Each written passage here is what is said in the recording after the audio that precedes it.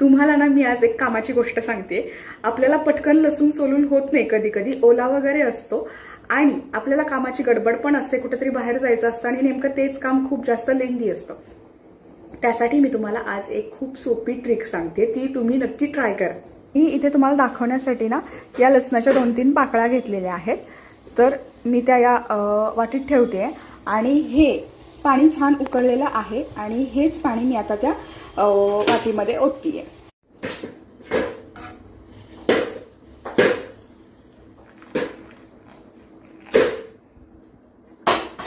हे असं ओतायचं आणि एक 5 मिनिटं जरी ठेवलं नाही तरी खूप होतं। याने हाताला असं लसूण चोळायचा हा आणि लगेच 10 मिनिटं चांगला लसूण पाण्यामध्ये भिजू घालायचा आहे।